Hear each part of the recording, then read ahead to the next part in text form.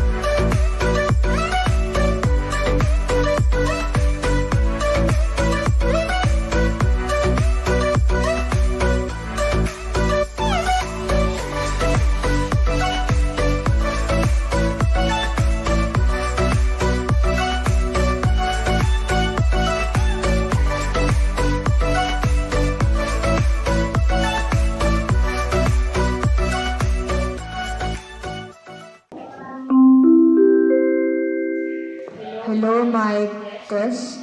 Hello. Hello, hello, hello.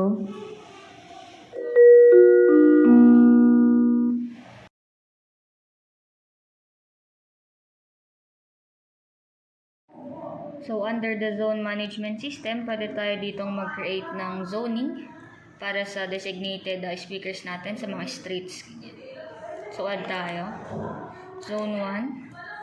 Zone name, like for example, Benitez Street. And then, select tayo ng mga speakers natin. Save lang. So, add pa tayo ng isa. Zone 2. Name. Gilmore Street.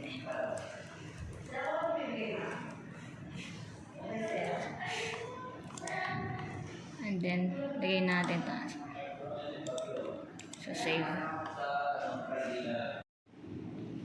So, sa kanina naglagay tayo ng zoning. Hanapin lang natin na zone directory. So, kung makikita natin dito, ito na yung mga inedit natin na zone kanina. The Benitez Street and the Gilmore Street. Like for example, gusto nating mag-broadcast. Pwede nating select lang to, and then lahat ng designated na or na-i-add natin ng mga speakers dito is tutunog.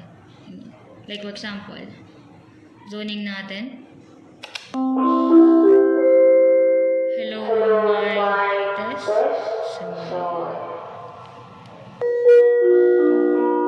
Check natin dito sa may Gilmore Street.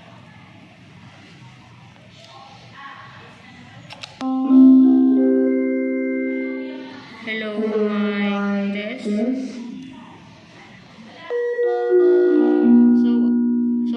dito sa lahat, kung dito tayo sa may mga speakers natin, pwede lang natin i-select dito one by one. Or sabay, ganyan. So, dito sa zoning, ito na yung designated na street, designated na zone natin para sa mga street na kung saan tayo magbo-broadcast.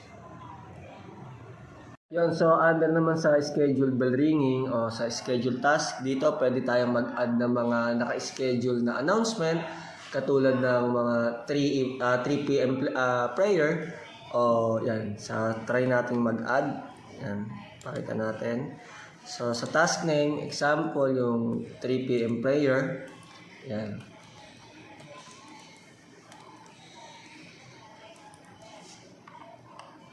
Tapos period type, kung gusto niyo ng araw-araw o may araw lang talaga siya, yan, pwede kayo dyan mag-select.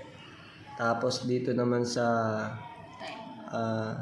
yan sa time, yan, pwede niyo i-edit kung kailang araw, kung kailang araw siya mag-e-effect yung kanyang pag-a-announce. Tapos dito naman sa target endpoint sa may zone, yan. Diyan pwede ka mamili ng mga street kung saan magta-take effect yung in-schedule mo na announcement, or pwede mong piliin lahat yan kung pangkalahatan yung announcement mo. So, ganyan na siya kadali. Tapos sa media file, meron naman tayo kung may mga nakasave kayong mga files, mga MP3, yan. Pwede nyo siya dyan i-select. Yan, tapos automatic naman, pagdating doon sa oras na in-schedule mo, tutunog na siya. So, if gusto naman po nating mag-play ng music, pwede naman tayong connect sa Bluetooth na ito ng ating device. So, mag-broadcast. Select natin. Using Bluetooth pala yung gagamitin natin sa device na ito para makapag-play tayo ng music. So, add music file lang tayo. Under the audio source, kikita natin naka-on na sa Bluetooth. And then, itong device, connect lang tayo sa kanya. Bluetooth. Yun na. Connect. Connected na tayo. Pupunta lang tayo sa music. So,